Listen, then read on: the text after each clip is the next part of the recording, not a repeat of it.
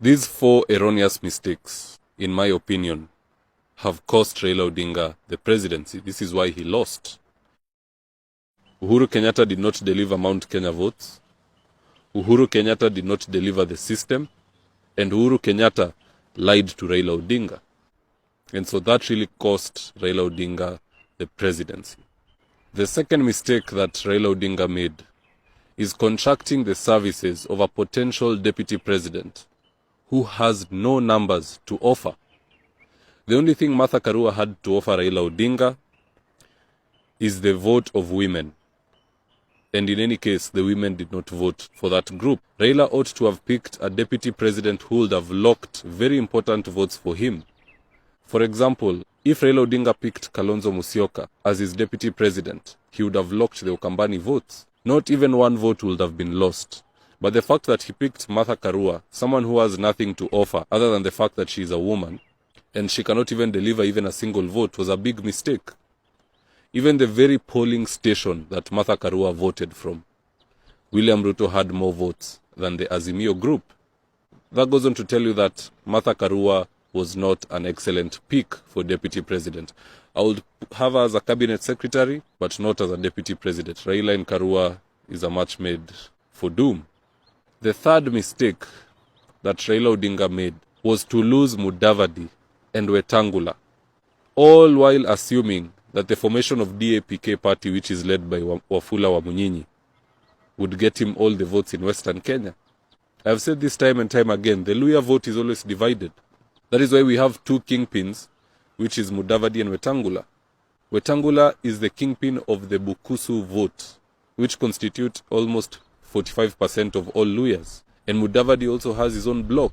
So when you lose these people, you are losing very important votes. The very same offer that William Ruto gave to these guys, he should have upped that offer and retained them. The fourth thing that cost Raila Odinga the presidency is fake polls and bias media. When you look at people like Infotrack giving Raila Odinga 60%, that is corruption. Those are lies. That is misleading the masses. When you go to Citizen, whereby they give 90% coverage to Azimio, when you turn on the TV during campaign period, the first thing you see is the Azimio campaign, then they go to Kenya Kwanza, then they come back to Azimio before they now go to other things in the country.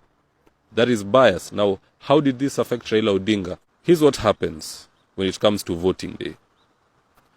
When your candidate is lagging behind, or when you believe your candidate is behind, you do not take any chances. You will wake up, you will get to that polling station very early and vote. But if your presidential candidate or any other candidate, MCA or whoever, you are convinced they are doing well, you can always say, what's the point of me waking up? This guy is at 60%, atapita too. So you'll have that element of relaxation, laxity. You'll stay home, you'll binge watch something. I don't know what you'll do during your free time, but most people did not show up to vote. They were all convinced Raila Odinga is winning. Many of them, I know of 4 people. I have 4 friends who are Azimio supporters. One of them took the child to hospital. It wasn't a major thing, just an appointment with the dentist, but he decided to go on voting day, and his excuse was that Baba is leading. You know? Another one went on a trip with the wife, and the other one just stayed home. He stayed home watching TV like everyone else. He did not bother voting. I asked him why. He told me, and I won't mention him, but unajijua, he told me that Baba is leading anyway. He has 60%. He's a believer of Infotrack. So all in all, you can see that when it comes to polls, you need factual numbers. And even if you're being fed false polls, they can put you behind or ahead. Do your own data and create some form of panic in your people. Let them know that, hey, if you don't come out, we are done. If you don't show up, we are done.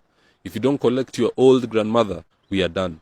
You need to create that kind of urgency. Raila Odinga did not create this. Everyone was relaxed. Everyone was sure and certain that he is winning. And that really killed the voter turnout. Most of his people never showed up.